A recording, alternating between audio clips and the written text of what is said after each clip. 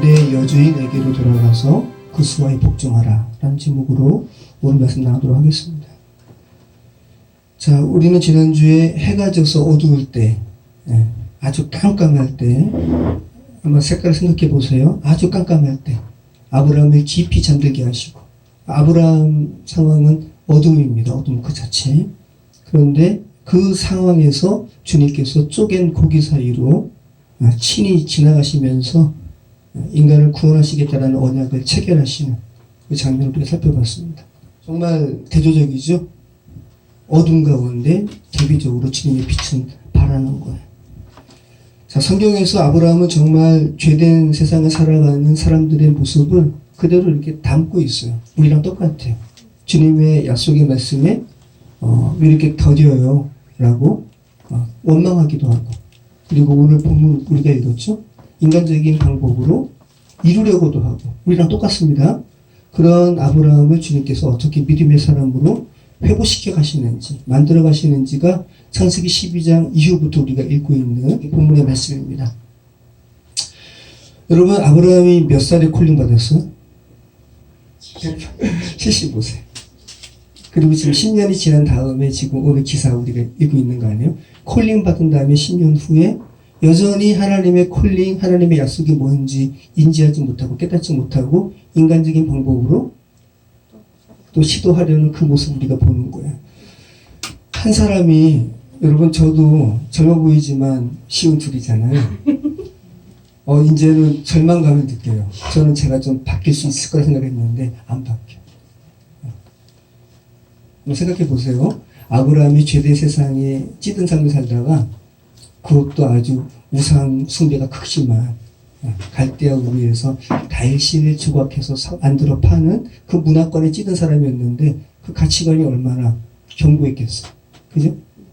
그거 바뀌는 게 쉬운 거 아니죠. 근데 하나님께서 아브라함에게 굉장히 많이 나타나시고, 정말 놀라운 기적들도 보여주셨음에도 불구하고 여전히 죄된 세상의 가치관이 그대로 머문 모습. 오늘이 부활절인데 죽음 그 자체의 모습으로 여전히 있는 모습을 우리가 봅니다. 근데 그런 아브라함을 주께서 이렇게 믿음의 사람으로 바꾸어 가시니 우리에게도 소망이 있다 없다? 있다. 김현 집사님 위해서 정말 기도해 주셔야 돼요. 저희가 계속 전화해가지고 오늘 차로 저희가 이렇게 모신다고 문학관에 나오셨는데, 저는 그래서 이제 타시는 줄 알았는데 아이 엄마 보자마자 손자리 치면서 못 갔다. 자, 오늘도 여전히 그래서 아브라함의 죄된 이 죽음과 강불한 그 모습과 대비해서 하나님의 생명이 대조적으로 드러나는 장면을 우리가 오늘 보게 됩니다. 자, 우리가 창세기 16장 전체를 읽었습니다. 여러분이 읽으시면서 어떤 마음이 드셨어요? 우리 재훈은 이 기사에 대한 선 이해가 없잖아. 어떤 마음이 들어? 한 여종을 여주인이 핍박하네? 그죠? 그리고 그 여종이 주인의 핍박을 못 이겨서 도망치는 거예요. 그런데 하나님의 사자가 나타나서 그 도망쳐 나온 여주인에게, 너 주인에게 돌아가라. 자, 이런 오늘 본문의 말씀이 어떻게 느껴져요, 여러분?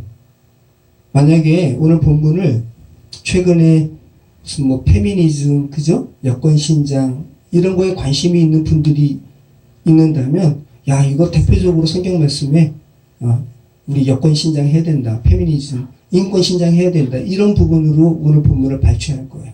그런데 그렇게 읽으면 자기 마음대로 해석하는 거예요. 아주 인수격으로. 그렇게 읽으시면 안 돼요. 오늘 본문은 그러한 노예 인권 신장에 관한 기록이 아닙니다. 자, 그래서 오늘 본문을 정확하게 읽으시려면 성경의 저자가 누구예요? 성경이 수십 명이 쓴 건데, 수십 명이 썼지만 결국은 하나거든요. 죄로 인해서 죽은 인간을 살리신 하나님의 사랑의 구원의 이야기. 이게 주제예요. 그래서 이 성령의 의도대로 성경을 읽으려면, 그죠? 성령께서 도대체 어떤 관점으로 이 성경을 기록하셨는지를 우리가 바로 알고 읽으셔야 돼요. 감사하게도 사도 바울이 오늘 우리가 읽은 창세기 16장을 재해석했죠. 어디에서요? 갈라디아서 4장에서 기록된 바 아브라함에게 두 아들이 있으니 하나는 여종에게서 하나는 자유 있는 여자에게서 낳다 하였으며 여종에게서는 육체를 따라 낳고 자유 있는 여자에게서는 약속으로 말미암았느니라. 이것은 비유니 이 여자들은 두 언약이라. 하나는 신의 산으로부터 종을 낳은 자니 곧 하갈이라. 이 하갈은 아라비아에 있는 신의 산으로서 지금 있는 예루살렘과 같은 곳이니 그가 그 자녀들과 더불어 종로를 타고 오직 위에 있는 예루살렘은 자유자니 곧 우리 어머니라. 네. 우리가 갈라디아서 4장을 읽었는데요. 바울은 율법 학자예요. 토라의 학자입니다. 창세기를 얼마나 많이 읽었겠어요? 창세기 16장 본문을 얼마나 많이 읽었겠어요? 그런데 다메섹 도상에서 예수님을 만난 이후에 성경을 이제 구약이 뭐를 말씀하시는지, 성경이 뭘 말씀하시는지 바울이 깨닫고요. 이것을 갈라디아서에 특별히 갈라디아 교회에 편지를 보내는 거예요. 네, 당시에 갈라디아 교회는 똑같아요. 저희랑 똑같아요. 얼마큼 모였는지 몰라요. 네. 근데 일반적인 죄된 삶을 살다가 다 죄인이에요. 그런데 하나님의 복음을 알게 되고 주일에 모여서 예배하는 겁니다. 주일뿐만 아니라 매일같이 모였다고 그랬죠. 초대교회는. 그런데 그 교회 모임에 유대교 가르침이 들어왔어요. 야, 그래. 하나님의 이 십자가 복음 좋은 말이지. 그런데 율법도 지켜야 돼.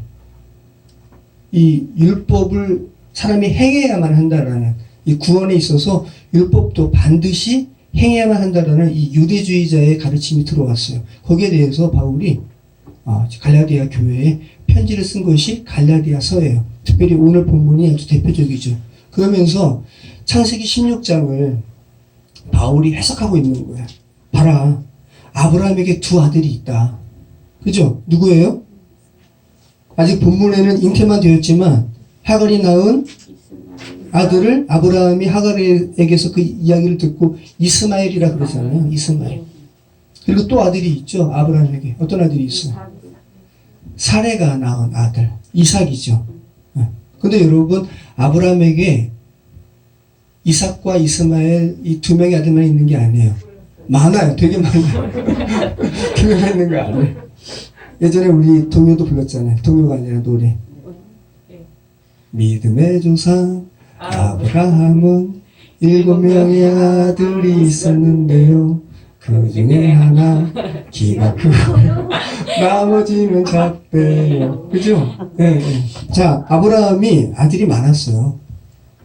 나중에 사라가 죽잖아요. 아브라함의 본처 사라가 죽고 아브라함이 또 이렇게 첩을 얻어요. 소실을 얻습니다. 그두라라고 합니다. 자, 그두라를 통해서 많이 났습니다.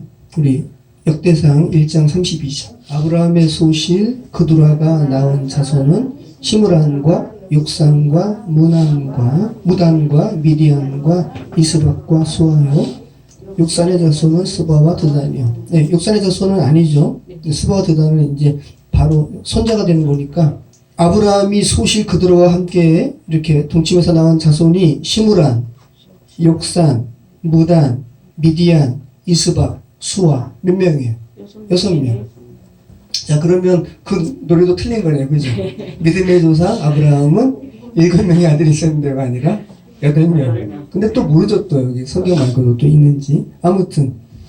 자, 근데 그중 아브라함이 이렇게 아들이 많았는데 그 중에 바울이 이야기하는 겁니다. 이스마엘과 이삭 이 두 아들이 있었다고. 지금 바울이 구태여 발췌해서 지금 이야기하고 있어요. 바울이 지금 갈라디아서의 수신자인 이방인들로 이루어진 교회에 유대주의자들이 침투해가지고 혼돈이 일어났습니다. 복음만, 숨겨놓은 복음만으로 이렇게 온전하게 이렇게 서야 될 공동체에 혼돈이 생긴 거예요. 거기에 대해서 그리스도인들에게 지금 가르치는 거예요. 율법의 기능이 뭔지. 율법의 기능이 뭐예요? 그렇죠. 죄를 깨닫게 하는 거. 율법의 기능은 율법이 없었으면 율법에 이렇게 행하면 이건 죄다. 라고 기록되어 있는 거 아니에요. 그러니까 율법은 뭐예요? 죄를 깨닫게 함으로 하나님의 생명으로 나아가게 하는 뭐예요? 농학 선생이라고, 가정 교사라고 바울이 이야기하는 거죠. 이게 율법의 기능이에요. 그러니까 율법을 지킨다고 해서 구원 자체를 이루는 핵심적인 요소는 아니라는 거예요. 구원 자체를 이루는 핵심적인 요소는 뭐예요? 오직 하나님의 은혜. 근데 여기에 대해서 행위율법을 유대주의자들은 이렇게 가미시켰단 말이죠. 그러니까 갈라디아 교회가 혼돈스러워졌습니다. 자, 그러면서 이야기하는 거예요, 바울이. 유대인들아, 너희가 아브라함의 자손이라고 자랑하느냐? 육체적인 혈통만 따진다면 너희만 아브라함 자손이 아니야. 지금 아랍 사람들도 뭐라 그래요? 아브라함 자손이라고 그래요. 이스마엘의 후예거든요. 근데 지금 바울이 뭘 이야기하냐 하면, 그러면 이스마엘의 후손과, 그죠? 이스마엘의 후손과 이삭의 후손, 유대인들의 차이는 뭐냐? 차이가 뭐예요? 엄마가 달라요? 표면적으로는 맞죠. 엄마가 달라요. 하나는 사레, 하나는 하갈. 그런데 이 육체적인 엄마가 다른 것을 바울이 이야기하는 게 아니라 뭘 이야기하냐 하면 누가 약속을 받았는가? 하나님의 약속을 누가 받았는가? 그 이야기를 지금 바울이 하고 있는 거예요. 하나는 여종이에요. 하갈은 여종이고, 하나는 자유 있는 여자. 구태여 주인이라고 표현하지 않고 바울이 율법의 속박에 매여 있는 것과 복음으로 인한 자유함을 대조하기 위해서 사라를 자유 있는 여자라고 지금 표현하고 있어요. 하나님의 약속으로 태어난 자의 후손인가? 아니면 하나님의 약속을 신뢰하지 못하고 인간적인 행동을 추구해서 인간적인 행동의 결과물인가? 이 두 차이를 지금 분명하게 하고 있습니다. 그리고 이것은 비유라는 거예요. 비유. 자, 하갈은 아라비아에 있는 신의 산으로서 지금 있는 예루살렘과 같은 곳이니 그가 그 자녀들과 더불어 종로를 타고 오직 위에 있는 예루살렘은 자유자니 곧 우리 어머니라. 지금 사라 이야기하는 거거든요. 자, 지금 신의 산이 여러분 이스라엘 백성들에게 있어서 신의 산은 어떤 의미로 다가올까요? 네. 신의 산에서 모세가 율법 받았어요. 신의 산에서. 그런데 바울이 참 독특하게 이야기하고 있는데, 여러분 신의 산이 예루살렘과 물리적으로 이코르가 아니에요. 보세요 여기. 그런데 지금 바울이 이렇게 하는 거예요. 이 하갈은 아라비아에 있는 신의 산으로서 지금 있는 예루살렘과 같은 곳이니, 신의 산과 예루살렘은 달라요 물리적으로. 근데 같은 곳이니 그가 그 자녀들과 더불어 종로를 타고, 이렇게 표현하고 있죠. 이게 지금 무슨 말일까요? 신의 산은 율법이 수여된 장소예요. 율법이 부여된 장소가 신의 산입니다. 그리고 지금 있는 예루살렘은 율법이 시행되는 성전이 있는 곳이에요. 근데 지금 율법을 받은 신의 산과 예루살렘을 지금 장소적으로 동일시하고 있죠. 그러니까 이 말이 무슨 말이냐 하면, 유대주의자들이 이야기하는 거는 율법을 지켜야 율법의 행위로 구원받을 수 있어. 그렇게 주장하는 것을 율법의 행위가 이루어지는 성전을 신의 산과 예루살렘을 이끌어시킴으로써 지금 바울이 그 이야기를 지금 하고 있는 거예요. 신의 산은 예루살렘과 같은 곳으로 여기면서 거기서 뭐 한다? 종로를 탄다. 그러면서 대비해서 뭐라고 이야기해요? 26절. 오직 위에 있는 예루살렘은. 그러니까 지금 25절에서 말하는 예루살렘은 어디 있는 예루살렘이에요? 아래에 있는 예루살렘. 그러니까 지금 비유적으로 이야기하는 거예요. 율법에 매여서 온전하게 율법을 구분하지 못하고 거기에 매여 있는 이 아래에 있는 예루살렘. 그리고 거기서 인간들은 종로를 탄다. 대조해서 오직 위에 있는 예루살렘은 뭐라고요? 자유자니 곧 우리 어머니라. 약속으로 이삭을 낳은 사라를 지금 이야기하고 있는 거죠. 그래서 율법과 하나님의 은혜를 이렇게 대조해서 지금 분명하게 갈라디아 교회에 설명하고 있는 거예요. 그러니까 구원에 관해서만큼은 내가 어떻게 구원받지? 1000번 동안 절할래. 뭐를 바칠래. 이런 인간의 행위로 구원받을 수 있는 것이 아니라 하나님의 은혜로 구원받는다는 것을 분명하게 지금 하고 있는 거란 말씀입니다. 자, 그러면서 갈라디아서 4장 29절에 성경 계속 읽어보시죠. 29절, 30절 우리 같이 읽어보겠습니다. 계속 이렇게 이야기하죠. 그러나 그때에 육체를 따라난 자가 성령을 따라난 자를 박해한 것 같이 이제도 그러하도다. 그러나 성경이 무엇을 말하느냐? 여종과 그 아들을 내쫓으라. 여종의 아들이 자유 있는 여자의 아들과 더불어 유업을 얻지 못하리라 하였느니라. 그런즉 형제들아 우리는 여종의 자녀가 아니요 자유 있는 여자의 자녀니라. 이게 지금 바울이 뭘 이야기하냐면 창세기 21장 이야기하는 거예요. 나중에 그 하갈의 아들 이스마엘이 장성해요. 그러면서 여주인의 아들인 이삭을 이스마엘이 희롱합니다. 이것을 보고 아브라함이 내쫓는 거예요. 율법이 하나님의 약속인 은혜를 희롱하면 돼야 안 돼요. 안 되는 거예요. 하나님의 약속 있는 자가 그래서 그것을 내쫓는 겁니다. 지금 그 얘기를 하는 겁니다.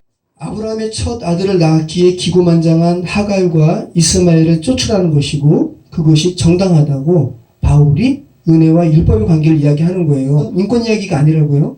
인간의 관점으로 보시면 이해가 안 되는 거예요. 이게 인간의 관점, 인권의 관점이 아니라 어떻게 인간이 구원받는지 거기에 대한 이야기를 말씀합니다. 그래서 이러한 갈라디아서 4장에서 바울이 창세기 16장을 어떻게 해석했는지 이 율법과 은혜의 관계로 여러분이 분명하게 인지하고 오늘 창세기 16장을 읽으셔야지 성경의 의도대로 여러분이 해석할 수가 있는 거예요. 자, 우리 한번 16장 1절로 2절 말씀 같이 읽겠습니다. 아브라함의 아내 사레는 출산하지 못하였고 그에게 한 여종이 있으니 애굽 사람이요 이름은 하갈이라. 사레가 아브라함에게 이르되 여호와께서 내 출산을 허락하지 아니하셨으니 원하건대 내 여종에게 들어가라. 내가 곧 그로 말미암아 자녀를 얻을까 하노라 하매 아브라함이 사레의 말을 들으리라. 지금 1절이 두 명의 여자에 대해서 대조하면서 말하고 있어요. 히브리 원문은 사레이 이스와가 여자입니다. 부인입니다. 사레이 이스와 아브라함 라고 하면서 아브라함의 부인은 사라다라고 이야기하고 있는 거예요. 그러면서 그 사레에게 한 여종이 있었는데 이름이 하갈이다. 갈라디아서 4장은 우리가 지금 이미 읽고 제가 말씀드렸기 때문에 굉장히 대조가 되는 본문이라는 걸 알 수가 있죠. 아브라함의 부인은 하갈이다? 하갈이 아니다. 누구라고요? 사라다. 그리고 하갈은 그 사라의 여종이다. 분명하게 지금 말씀하고 있는 겁니다. 자, 하갈이 어느 나라 사람이에요? 계속 이야기하고 있죠? 애굽 사람입니다. 애굽은 성경에서 소돔이라고도 하고 애굽이라고도 하니 곧 주님께서 십자가에 못 박히신 곳이다. 여기 스유리가 애굽이고요.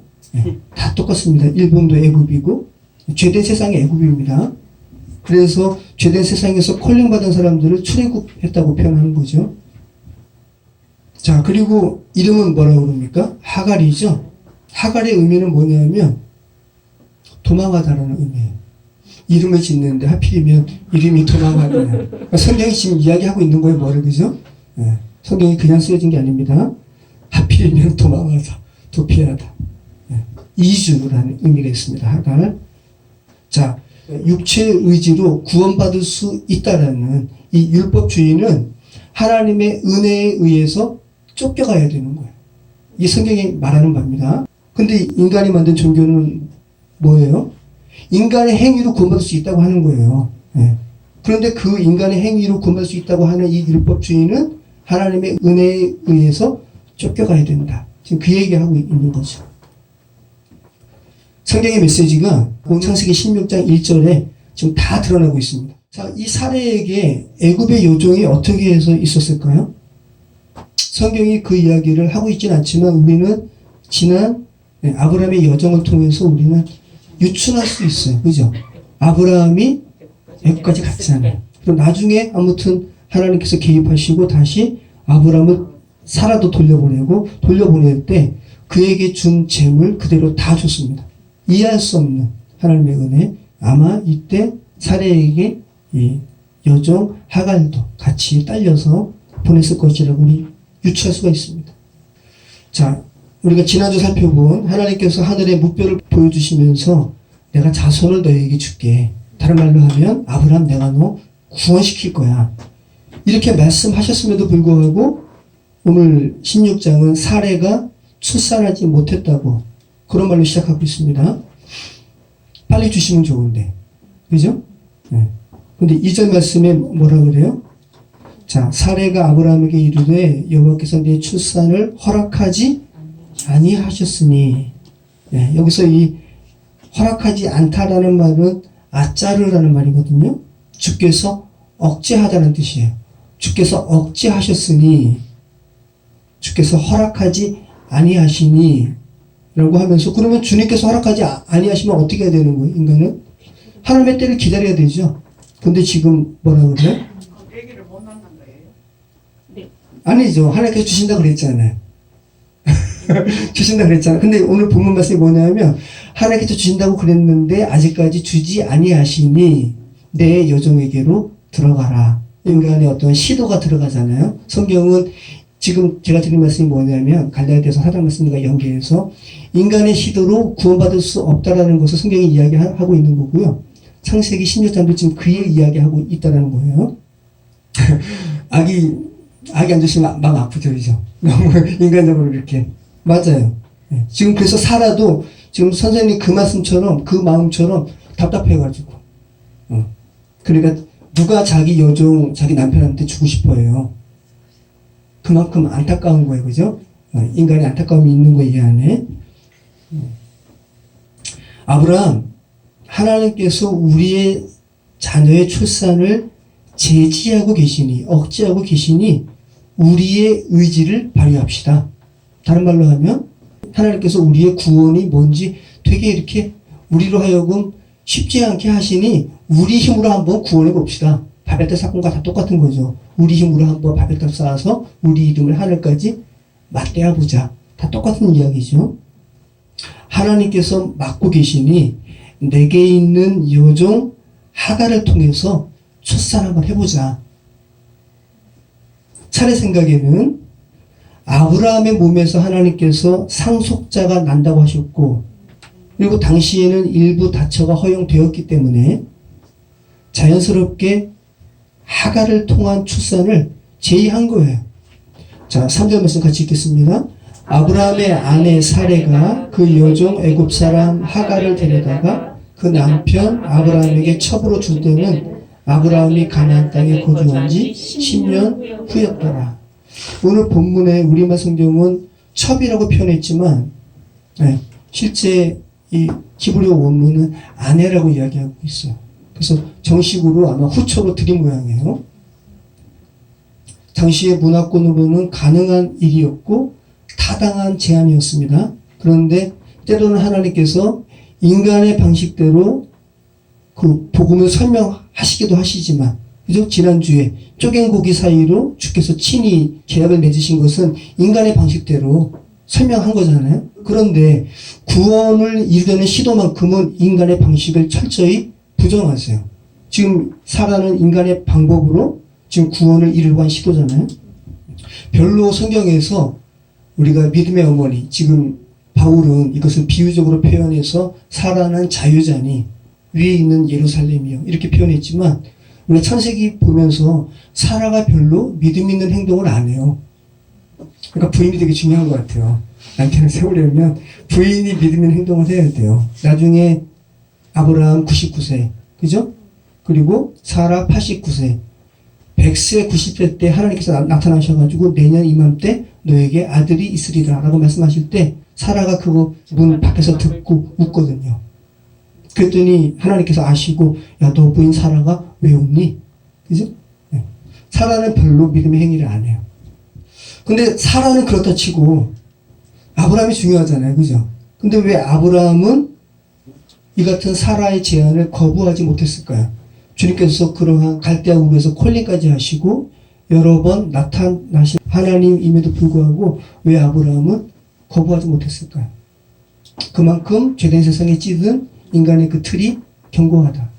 이건 너무 견고해요. 잘 안 바뀌어요, 인간은. 그리고 특별히 아브라함에게 있어서 아들과 관련된 부분은 죄로 인한 인간이 어떻게 구원받을 수 있는가에 대한 부분이기 때문에 아브라함이 그걸 믿지를 못하는 거예요.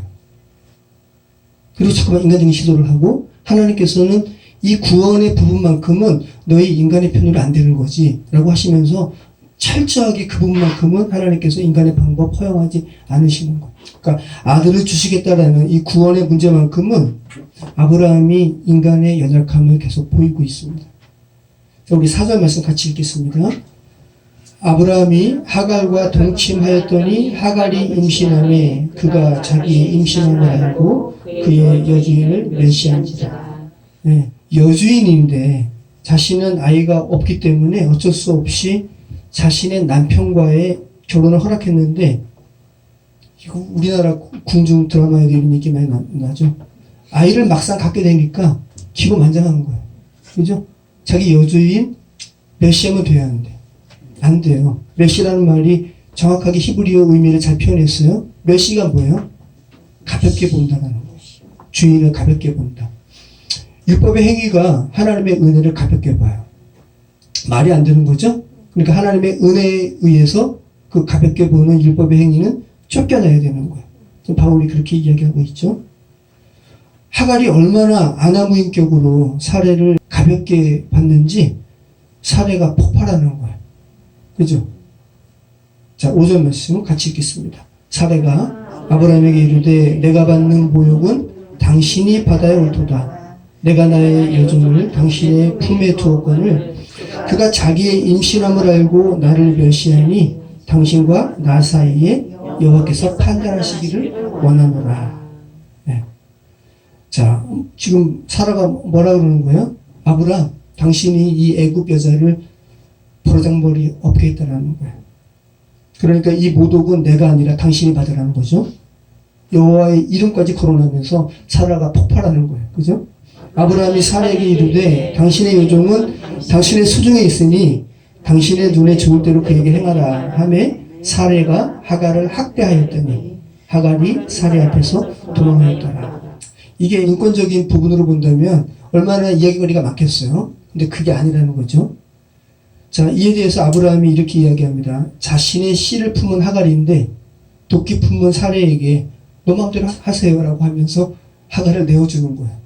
그 안에 자기의 씨도 있는데. 이제 인간적으로 본다면 말이 안 되는 건데, 복음의 관점으로 본다면 정당한 부분입니다. 자, 어느 정도로 사라가 하갈을 괴롭힙니까? 나중에 출애굽기에서 하나님께서 그 이스라엘 백성의 신원 소리를 듣거든요. 애굽이 이스라엘 백성을 학대하는 그 단어를 쓰고 있어요. 사라가 하갈을 학대한 것이 애굽 백성이 나중에 이스라엘 백성을 학대했다는 그 단어를 쓰고 있는 거예요. 그러니까 엄청나게 사라가 학대한 거예요. 도망갈 정도로 하갈이. 자, 하갈의 마음이 어떨까요? 자기 아내는 남자 주인의 씨도 있는데 여주인이 핍박해가지고 지금 도망가는 거예요. 그 남편이 보호해주지도 않고 하갈 입장에서는 너무 원통했을 거예요. 자, 7절부터는 이제 하갈이 그런 원통스러운 마음으로 광야에 와서 헤매다가 여호와의 사자를 만나는 그런 본문입니다. 우리 같이 7절 말씀 읽겠습니다. 여호와의 사자가 광야의 샘물 곁 곧 술길 샘 곁에서 그를 만나. 자, 여기 주보 한번 보시면 아브라함이 콜링을 받고 계속 세겜 땅, 가나안 땅까지 와서 마물의 상수리 수풀에 거주하거든요. 여기 보면 작아서 안 보이지만 헤브론이라고 보이잖아요. 헤브론 근처가 마물의 상수리 수풀이에요. 자, 여기에서 하갈이 너무 원통스러운 마음에 또 고통스러운 그런 상황 가운데 도망치는 거죠. 근데 하필이면 애굽 쪽으로 도망쳐요. 세상 속으로 도망칩니다. 자, 여기가 술길이라고 그래서 수룩길. 자, 애굽으로 가는 여정 가운데 여기 가운데 보면 브엘라 헤로이 있죠? 여기에서 정처 없이 가다가 여호와의 사자 만나는 거예요. 자, 우리는 그런데 지금 하갈에게 누가 나타나는 거예요? 여호와의 사자. 율법을 상징하는 하갈에게 이렇게 여호와의 사자가 등장해서 은총을 베푸는 이 본문이 의미하는 바를 우리는 어떻게 생각을 해야 될까? 그리고 나중에 창세기 21장에는 이스마엘 통해서 큰 민족을 이루겠다고 말씀하시거든요. 근데 이스마엘은 지금 아랍이에요. 자, 그러면 우리는 그럼 율법주의를 상징하는 이스마엘이 구원받았는가? 의문을 우리가 가질 수밖에 없는데, 근데 이러한 질문이, 이러한 생각이 우리의 생각을 지배하도록 내버려둬서는 안 돼요. 왜냐하면 성경이 성경이 여러분 분명히 생각해서요. 우리가 갈라디아서 말씀도 봤죠. 성경이 하갈과 이스마엘이 구원받았는지 구원받지 않았는지 여기에 대해서 관심 갖지 않아요.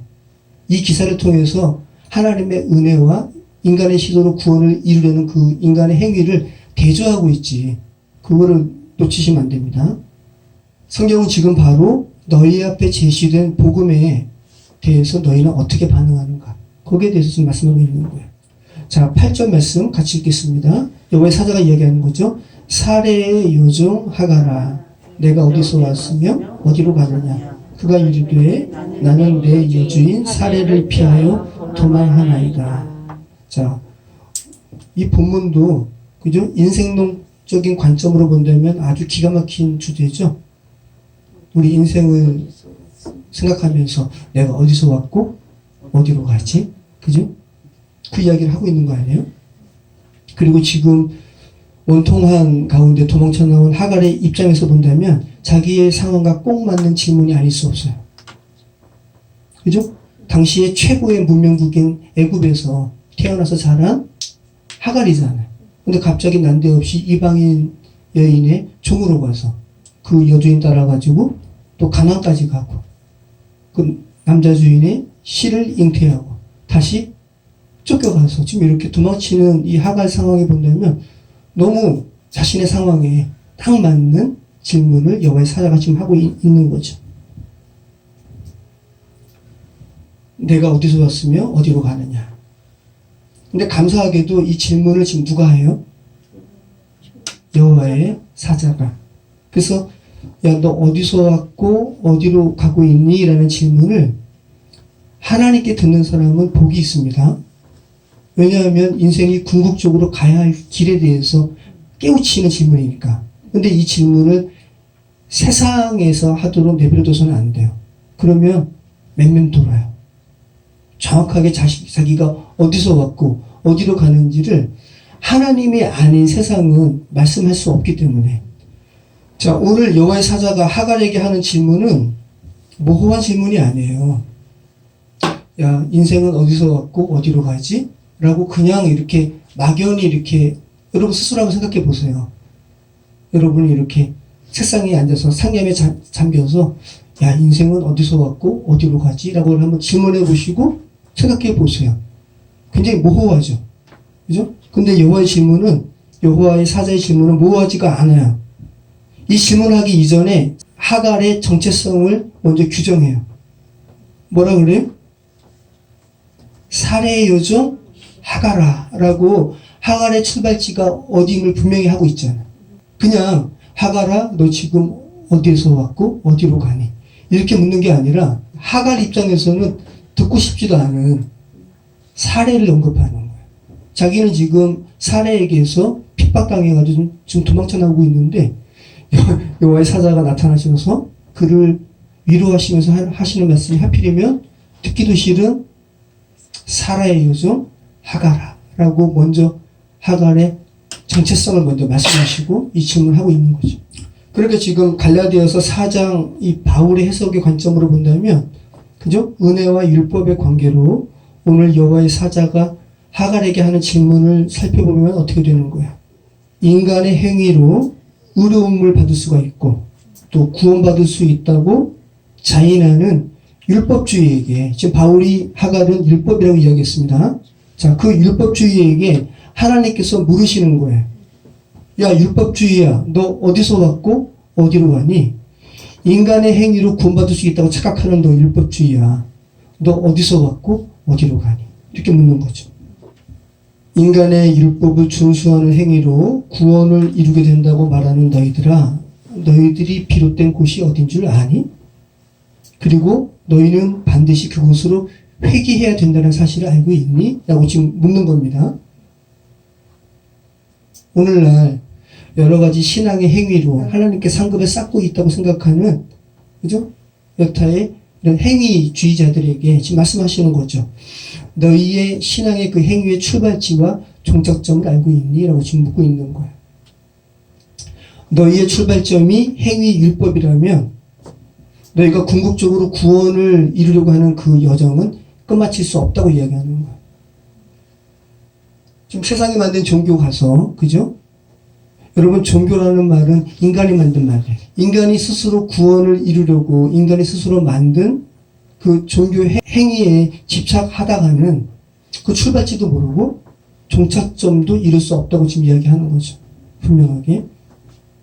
다시 하나님의 은혜로 돌아가야 한다고 지금 말씀하고 있는 거예요. 자, 여러분 8절 말씀을 잘 보세요. 여호와의 사자가 질문을 지금 몇 개 했습니까? 어디서 왔고 어디로 가니? 2개 질문했어요. 그죠? 그런데 하갈은 하나만 대답해요. 나는 내 여주인 살해를 피해서 도망합니다. 네. 자기가 어디서 왔는지, 그러니까 여주인 살해에게 피해서 지금 도망했고요. 근데 어디로 가는지는 이야기 못하고 있죠.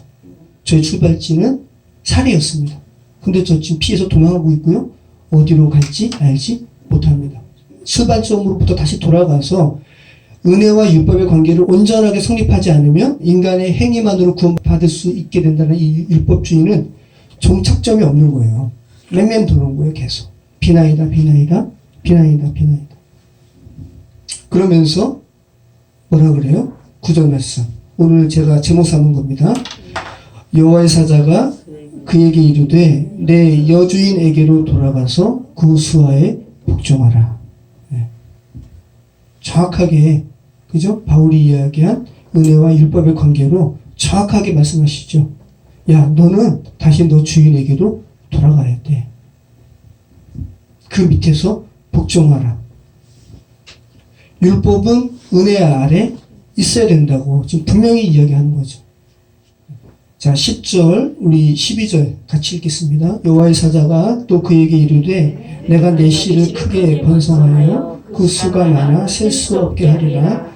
여호와의 사자가 또 그에게 이르되 내가 임신하였은즉 아들을 낳으리니 그 이름을 이스마엘이라 하라. 이는 여호와께서 내 고통을 들으셨음이니라. 그가 사람 중에 들나귀같이 되리니 그의 손이 모든 사람을 치겠고 모든 사람의 손이 그를 칠치며 그가 모든 형제와 대항해서 살림을 하니라. 자, 그리고는 하갈에게 위로하고 고민하는 말을 합니다. 여호와의 사자가 아이의 이름도 지어줍니다. 이스마엘. 여호와께서 내 고통을 들으셨다. 너무 좋은 이름이에요.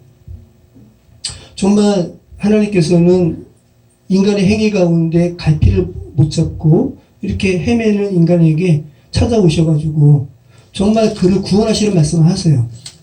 그런데 연이어서 하나님께서 하갈의 아들 이스마엘의 자손에 대한 뭐 하여튼간 이야기를 하시잖아요. 여러분이 이렇게 들어보시지만 좋은 내용이 아니에요. 그러니까 하나님의 전지하신 가운데 이렇게 말씀하신 것인 우리는 알 수 있죠. 하나님은 이스마엘도 하나님의 은혜 가운데 있기를 원하셨을 거예요. 근데 아무튼 하갈도 그렇고 이스마엘도 그렇고 하나님의 은혜에 대해서 이렇게 멀어집니다. 자, 13절, 14절 같이 읽겠습니다. 하갈이 자기에게 이르신 여호와의 이름을 나를 살피시는 하나님이라 하였으니 이는 내가 어떻게 여기서 나를 살피시는 하나님을 배웠는고 합니다. 이러므로 그 샘을 베엘라 헤로이라 불렀으며 그것은 가데스와 베레사이더라. 네. 자, 하갈이 하나님께 성경에 나오는 하나님에 대한 최초의 신앙 고백이에요. 내가 어떻게 여기서 여호와를 배웠는고 라고 하면서 하나님께서는 나를 살피시는 분입니다 라는 고백을 하는 겁니다. 인간의 행위를 대표적으로 드러내는 율법을 상징하는 하갈의 입에서 이런 고백이 나왔습니다. 자기의 행위를 그대로 붙들면 멸망으로 치닫는 율법 가운데 맴맴 돌 수밖에 없는 이 하갈이 하나님을 만나고 하나님의 은혜 가운데서 아, 내가 은혜로 돌아가야 되는구나 라는 것을 깨달은 후에 한 고백이에요. 얼마나 귀한 고백이에요. 그러면서 하갈이 다시 도망간 이 집에 다시 가는 거죠. 인간적인 관점으로 본다면 가기 쉽지 않았을 거예요. 왜? 거기에는 자기를 학대하는 사라가 있으니까. 그런데 율법과 은혜의 관계로 정확하게 이해를 하신다면 율법은 은혜 아래 다시 돌아가는 것이 맞죠. 하갈이 돌아갑니다. 자, 하갈이 아브라함의 아들을 낳음에 아브라함이 하갈을 낳은 그 아들을 이름하여 이스마엘이라 하였더라. 하갈이 아브라함에게 이스마엘을 낳았을 때 아브라함이 86세였더라. 이러면서 계속 갈등이 벌어집니다. 이스마엘이 이삭을 희롱하고 그리고 쫓겨가고. 자, 여러분 말씀 마치겠습니다. 자, 하나님께서 하갈에게 나타나셔서 이렇게 만나주시는 것에 대해서 여러분 생각해 보시기 바래요. 만나시는 하나님을 통해서 하갈이 여호와는 나를 감찰하시는 분이십니다 라고 고백하고 그 만난 장소를 브엘라 헤로이라고 이름 줬어요. 그래서 가만 보면 우리는 하갈이 그렇게 믿음의 사람이 아니라는 거 알죠? 애굽 사람, 전형적인 죄된 사람을 상징적으로 드러내는 존재예요. 자, 우리는 이 본문을 통해서 궁극적으로 하갈이 하나님의 자녀가 됐는지 안 됐는지도 알 수도 없어요. 근데 아무튼 일반적으로 성경에서 드러나는 하나님의 자녀가 아닌 자들에게도 하나님께서 그를 만나주시고 감찰하신다는 사실을 우리는 알게 돼요. 하지만 그렇다고 해가지고 그러면 하나님의 복음 밖에 있어도 관계없겠네.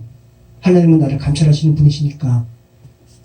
그렇게 여기시면 안 돼요. 왜냐하면 하나님께서 그 고통 가운데 있는 하갈을 만나주시고 말씀하시는 게 뭐예요? 그래, 내가 너 안다. 너 율법주의를 대표하는 너 하갈아, 쉽지 않지? 그래, 내가 너 그냥 위로한다. 이렇게 끝난 게 아니잖아요. 너는 너 주인 사례에게로 돌아가라 라고 하면서 은혜에게로 돌아가서 분명히 말씀하시잖아요. 이게 감찰하시는 하나님의 말씀이셨어요. 근데 그 이후에 하갈이 어떻게 행동했는지는 뭐 성경이 말씀하진 않지만 궁극적으로는 이스마엘을 낳고 결국은 쫓겨나요. 그 말씀하고 있다는 거 기억하시기 바랍니다. 하갈의 기사가 오늘 우리가 읽은 본문이 하갈이 하나님께 긍휼을 입었기 때문에 그의 자손인 이스마엘 또 이스마엘의 후예가 괜찮다고 성경이 말씀하고 있지 않다라는 거. 오늘 본문은 하갈의 울부짖음을 들으신 하나님의 은혜에 대해서 말씀하고 있어요. 죄된 세상을 살아가는 모든 인간들의 그 고통에 대해서 하나님은 만나주시고 그를 감찰하세요. 그리고 그냥 위로한다 이것으로 끝나는 것이 아니라 궁극적인 고통을 끝맺는 은혜로 돌아갈 것을 말씀하세요. 그런데 안타깝게도 하갈은 그런 은혜와 상관없는 삶을 살게 돼요.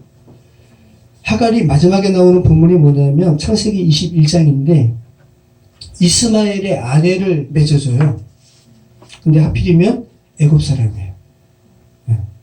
성경 말씀 보면 아브라함도 자신의 아들 이삭을 이렇게 아내를 맺어주려고 하는데 세상 사람과 맺게 하지 않고 구테와 메소포타미아로 가서 나홀의 소생 중에서 이렇게 만나게 하거든요. 철저하게 하나님의 언약의 계보에 있는 자손의 그 딸과 이렇게 만나게 하는 아브라함. 그런데 하갈은 어떻게 한다고요? 그 아브라함의 아들임에도 불구하고 애굽 사람을 아내로 맡게 한다. 철저하게 하갈이 어떤 삶을 살았는지 우리는 창세기 연이어서 나오는 말씀 통해서 알게 됩니다. 여러분, 하갈은 정확하게 죄의 종이 되어서 인간의 행위를 어떻게 해보려는 우리를 대표적으로 드러내는 인물이에요. 하갈은. 많은 인생들이 죄된 인생 가운데 자기 마음대로 살아보려고 합니다. 그런데 결국 그 대다수는 그토록 탈출하고 싶었던 인간의 행위로 말미암는 구원을 비는 그 행위에서 자유롭지 못해요. 그래서 믿음으로 사는 사람이 소수라고 성경이 이야기하는 거예요. 거의 대다수 자기 힘으로 구원받으려고 해요. 그것을 하나님께서는 정확하게 아십니다. 그리고 그런 인간들에게 나타나시고 내가 너의 아픔을 안다. 하지만 너는 은혜로 돌아가야 된다. 너 행위가 아니라 너 주인, 여주인 사례에게로 돌아가야 된다. 그리고 그 수하에 복종하라 라는 말씀으로 은혜와 율법의 관계를 분명히 하고 있다는 거. 여러분 다시 한번 기억하시기 바랍니다. 삶을 살아가다 보면 실수도 하고 그죠? 방향을 잘못 잡은 듯이 삶이 혼돈스럽고 휘청거릴 때가 있습니다. 우리 버스 잘못 탔을 때 어떻게 했는데요? 내려야 돼. 근데 내리는 거 귀찮아가지고 계속 타면 어떡해? 부산 가야 되는데 평양 가는 거 타면 어떡해? 다시 한번 혼돈스러울 때마다 우리 출발점을 명확하게 하라는 주님의 말씀에 반응하시는 저와 여러분의 삶이 되었으면 좋겠습니다. 기도하겠습니다.